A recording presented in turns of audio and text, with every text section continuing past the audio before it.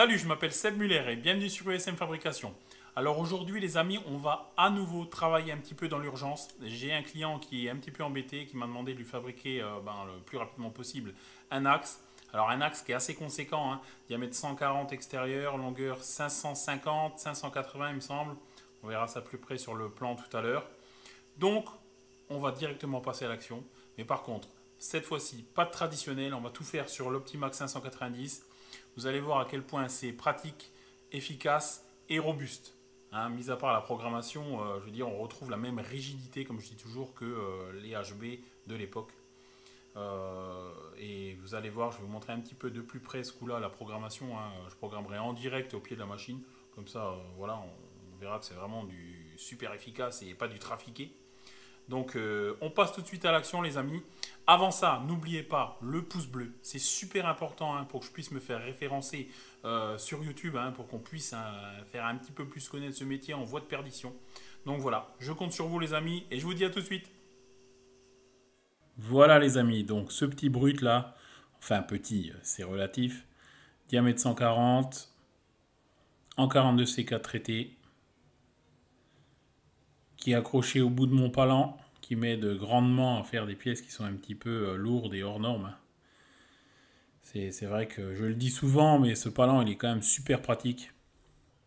Alors, je vous montre un petit peu comment je monte la pièce en rapide. Hein. Ça peut donner des idées à certains pour s'équiper dans leurs ateliers. Hein. D'ailleurs, au passage, n'hésitez pas à améliorer tous les jours votre quotidien. Il faut, il faut constamment se mettre bien, comme je dis toujours. Voilà. Bon.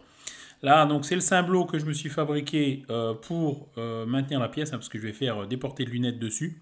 Donc c'est toujours des morceaux de chute hein, que je prends, que je transforme. Voilà, c'est ça aussi être éco-responsable. Donc j'ai soudé, vous voyez, un petit plat derrière avec un petit centre.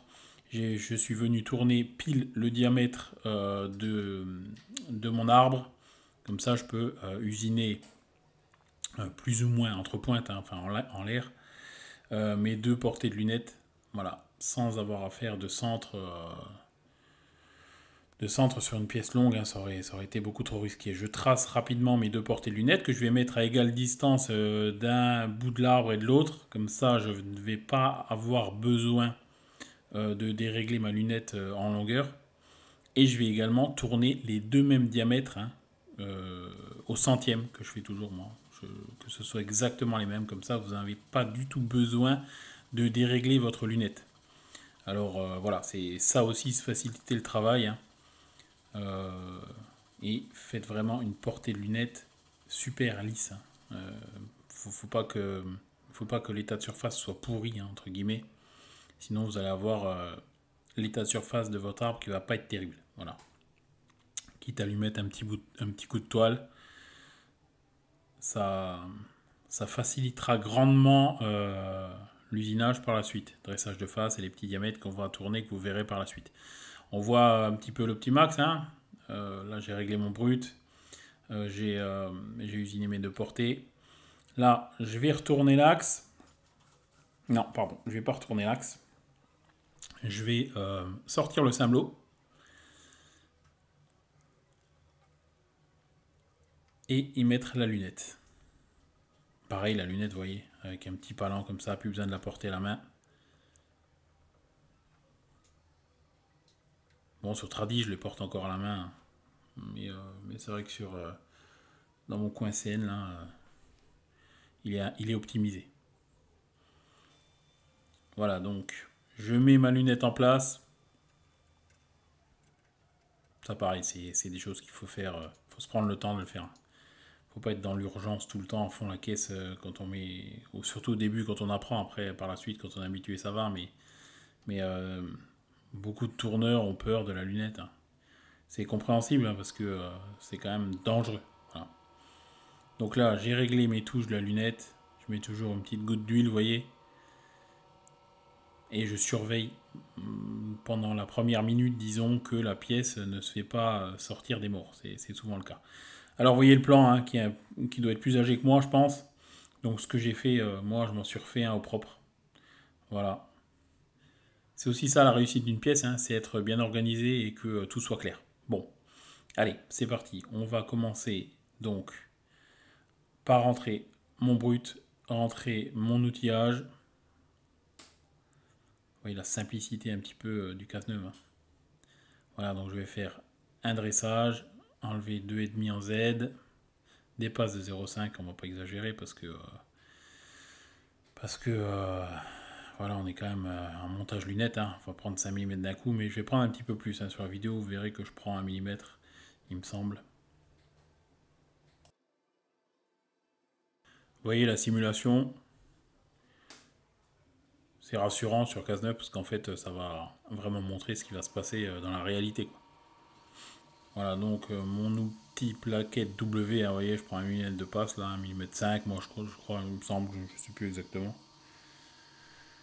Et la machine elle bronche pas, il n'y a pas de souci. Hein. Pourtant c'est du traité. Même la lunette, vous voyez les touches, elles continuent à bien tourner. C'est pas mal. Surtout que c'est une pièce qu'on doit faire dans l'urgence. Là, je tourne un petit diamètre. En fait, ce petit diamètre, quand je vais retourner ma pièce, il va me permettre de me serrer et d'être bien concentrique. Hein. Parce que j'aime pas me serrer sur du brut. Hein, parce que souvent, les bruts, ils sont tous au front. Donc là, au moins, ça me permet de me serrer sur quelque chose de bien rond. On enchaîne directement avec le centre. On lubrifie toujours bien le centre. Hein. Bon, là, je l'ai fait à la main avec la contrepointe. J'aurais pu le faire en automatique aussi. Et là, je viens retourner donc ma pièce pour faire la mise à longueur. Donc, vous voyez, le fait d'avoir fait des portées de lunettes qui sont exactement les mêmes, au même endroit, au même diamètre, ça va me faciliter le travail. Juste à prendre la pièce, en fait, au final, et la retourner. Voilà. Ça me fait gagner du temps et surtout des efforts.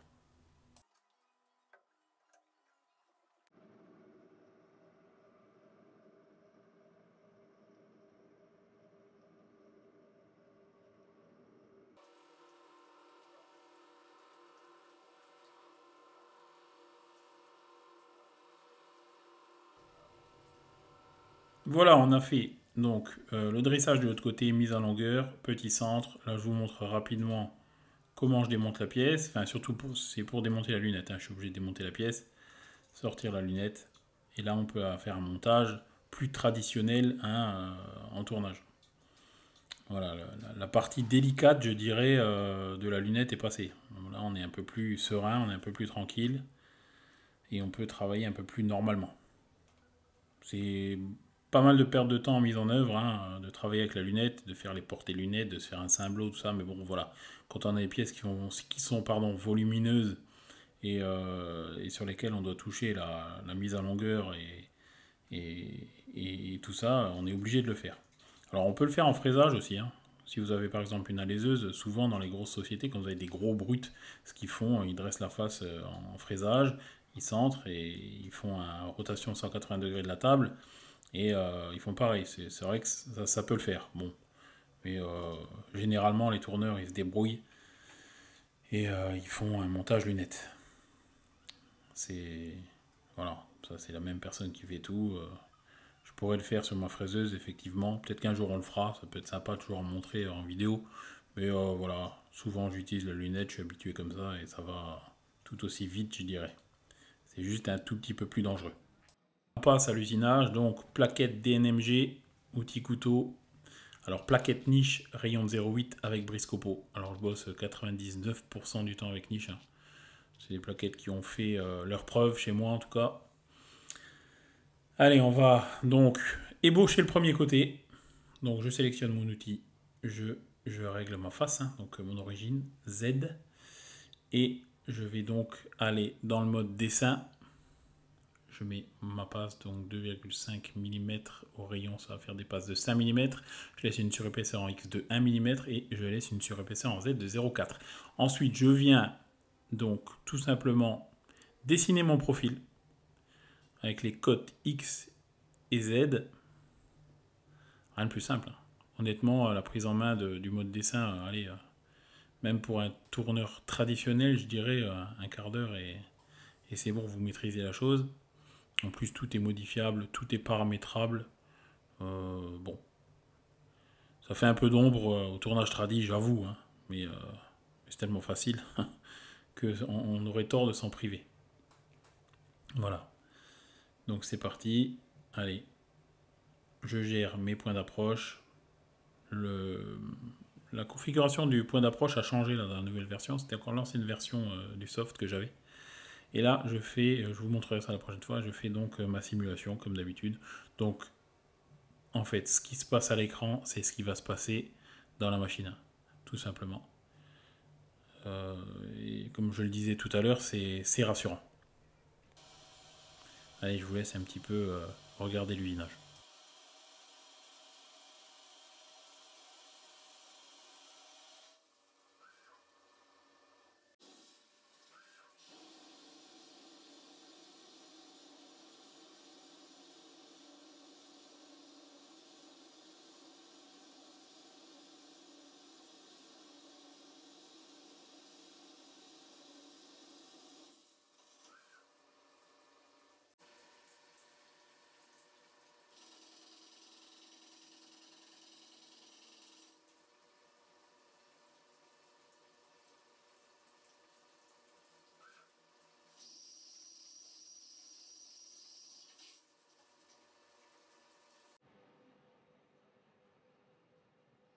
Voilà les amis, j'ai retourné l'axe, je ne vous ai pas montré, ça sert à rien que je filme à chaque fois que je retourne une pièce.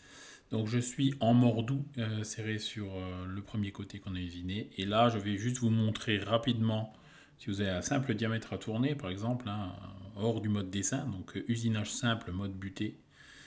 Je viens tout simplement rentrer les cotes de mon diamètre, longueur, petit chanfrein en début de pièce. Vous voyez jusqu'à moins 454 je vais là. Je gère mes points d'approche comme d'habitude et j'ai juste à lancer donc voilà, je prends 3 mm de passe là, donc 6 mm en tout et je viens faire une petite simulation et après c'est parti. Voilà. Donc c'était juste pour vous montrer cette fonction, prendre une petite passe comme ça, bon et puis ça me permet aussi d'enlever la croûte de rouille là et puis de travailler après en mode dessin proprement je dirais. Bon alors là vous voyez je lubrifie hein. Je suis obligé, celui du 42 CD4 traité, si je veux que la durée de vie de ma plaquette soit un petit peu rallongée et que la pièce ne chauffe pas trop, je suis obligé de lubrifier. Bon voilà, la passe est terminée. Maintenant, on va passer en mode dessin comme tout à l'heure. Je vais dessiner mon profil. Alors là, je gère déjà mes passes. Hein, vous voyez, profondeur maxi 5 mm, les surépaisseurs et tout ça. Je prends mon plan et je viens simplement tracer donc le profil en 2D. Voilà. Moins 240. Je peux modifier à tout moment, hein, vous voyez. Voilà, 65,02. Comme je vous le disais tout à l'heure, tout est paramétrable, pardon, tout est modifiable. C'est assez intuitif hein, comme manière de programmer. Moins 455 en Z. Voilà, je viens faire une belle sortie d'outils à la fin toujours.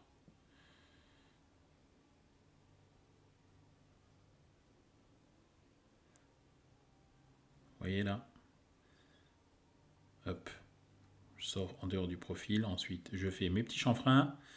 Mes petits rayons s'il y en a. Bon là, il n'y en a pas.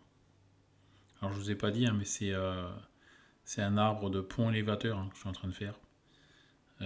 Qui va dans une grosse usine hein, qui est entièrement automatisée. Donc il n'y a pas d'humain autour. Hein. Bon, je travaille beaucoup dans le levage. Je suis habitué à toutes les normes et toutes les matières et tous les certificats. Et voilà, donc le levage, c'est un monde un petit peu à part. C'est bon, c'est assez dangereux quand il y a de l'humain. Bon, là, ce coup-là, il n'y en a pas. Mon client m'a autorisé à filmer la réalisation complète de cette pièce. Allez, simulation. Je vous la passe, hein, mais c'est très bien passé. Et là, on envoie de l'usinage. Bon, je vous laisse un petit peu regarder comme tout à l'heure.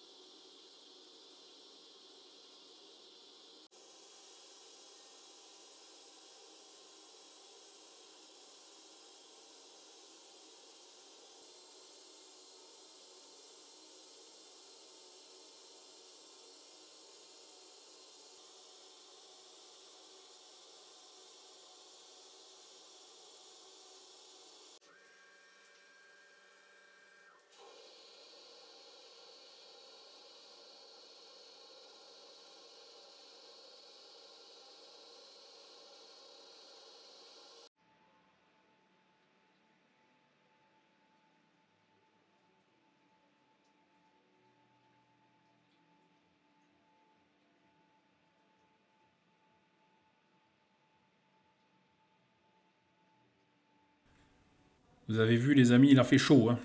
Là, je prenais des passes de 5 mm ou 6 mm, je sais plus. À la fin, à 500 tours minute, ça envoyait du bon copeau. Bien fractionné, vous voyez, c'est ce qui est super avec des plaquettes en brise copeaux, c'est que ça fractionne bien, quoi. Voilà. Donc, pour la finition, je prends toujours de la VCMT. Alors, les plaquettes sont plus longues. Déjà, ça évite que le copeau coince. Toujours chez Niche. Voilà. Et l'arête est un peu plus vive. Donc, l'état de surface sera meilleur, moins d'efforts, moins de chances qu'on ait des vibrations dans le diamètre. Et là, j'enchaîne directement donc sur la finition.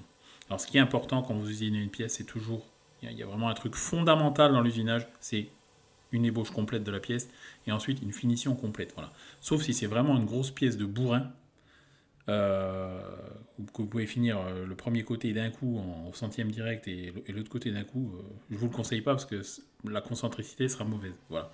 Donc là, je laisse 1 mm de surrep en général, ou des fois 2 mm, ça dépend de la matière.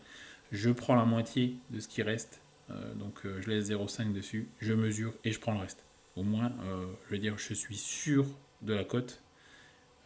Alors là, ça, vous pouvez le faire en tradi, hein, ou en CN quand vous n'êtes pas sûr du réglage de votre outil, au moins pour la première pièce.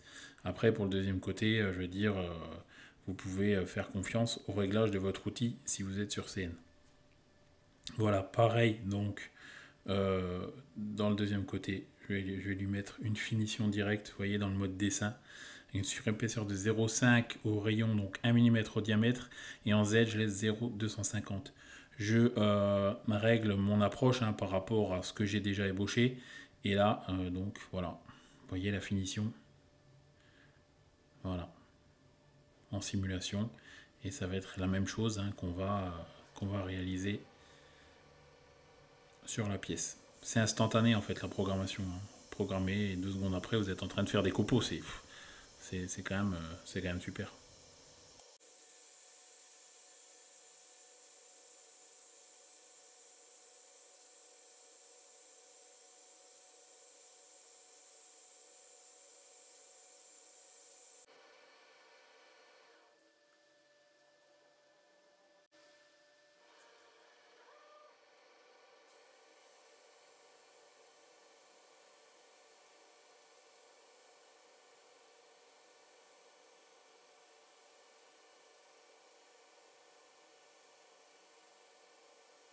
Voilà les amis, la finition est terminée, quasiment.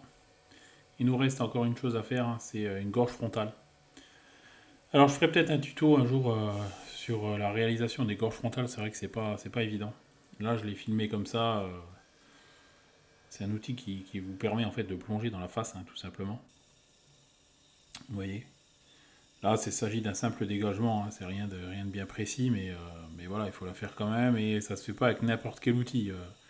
Donc, moi, je le fais en passes successives, hein, je plonge en Z et je remonte et je descends en X. C'est là où il y a le moins d'efforts et c'est là où on a les meilleurs résultats. Voilà, je prenais des passes de 5 dixièmes de profond pour pas trop forcer sur la plaquette, parce qu'en plus, ces plaquettes-là, je vous dis pas, qu'elles coûtent pas 2 euros, quoi. C'est des plaquettes qui sont relativement chères. Je suis obligé de mettre le lube, hein, quand j'usine, j'ai mis un petit peu pour que vous voyez là. Mais voilà, ça reste quand même des opérations assez délicates, surtout quand on arrive contre quasiment un diamètre qui est au centième, là, comme le diamètre central. Là. Mais vous voyez, les résultats sont quand même sympas, quoi. Voilà, on a des résultats qui sont quasi parfaits dans du 42CD4, pardon. Une matière qui est quand même assez raide à usiner, mais assez plaisante parce que c'est des matières avec lesquelles on a des super résultats. Et voilà, donc l'axe terminé. Alors c'est pas une pièce de fou, hein, c'est un simple axe qui a déjà voilà, de bonnes dimensions, mais voilà, c'était pour vous montrer l'efficacité du Cazeneuve et surtout la méthode aussi de travail que vous pouvez appliquer très bien sur traditionnel, c'est la même chose. Voilà les amis, c'est la fin de cette vidéo. J'espère que ça vous aura plu, j'espère que vous avez appris des choses. Alors vous avez pu voir un petit peu à quel point l'Optimax est efficace, hein. Tant dans l'usinage proprement parlé que dans la programmation, hein. C'est vraiment une machine qui se programme au pied de la machine, hein. Voilà, en direct, sans que ce soit plus compliqué que ça. C'est super intuitif. Alors, je suis quand même quelqu'un qui adore le tradi, encore, hein, faut pas croire que je vais faire que de la CN, mais c'est vrai que pour la rapidité pardon, et l'efficacité, bah, ça va quand même plus vite sur CN. Voilà. Il faut se rendre compte des choses, hein, malheureusement. Mais c'est pas pour autant que je ferai plus jamais de tradi. Voilà. Dans mes vidéos, j'en ferai encore régulièrement, vous n'avez pas besoin de vous inquiéter. Là, c'était vraiment pour vous montrer l'efficacité de l'Optimax, qui est déjà parti vers de nouvelles aventures d'usinage, hein. Il y a déjà un gros lot de pièces qui l'attend là, donc il n'est pas prêt de s'arrêter de tourner. Voilà. En tout cas, les amis, n'oubliez pas de partager, hein, n'oubliez pas de liker. Voilà, comme j'ai dit en début de vidéo, il faut à tout prix, pardon, qu'on fasse redorer un petit peu le blason à ce métier de l'usinage. Venez également sur le groupe Facebook USM Fabrication, c'est important. On a passé la barre des 20 000 là. Il y a une vingtaine ou une trentaine de publications par jour, hein. On pourra vous aider dans la recherche d'une machine par exemple. On pourra vous dépanner, on pourra vous donner des conseils. Il y a également pardon, le groupe USM Fabrication, les annonces. Vous pouvez déposer vos annonces de vente par exemple, ou vos demandes voilà, pour certaines machines. Il y a pas mal de matériel qui est à vendre dessus, hein. C'est un petit peu entre guillemets le bon coin de l'usinage, hein, voilà. Et voilà les amis, donc je vous dis à bientôt et à plus et bon copo, ciao.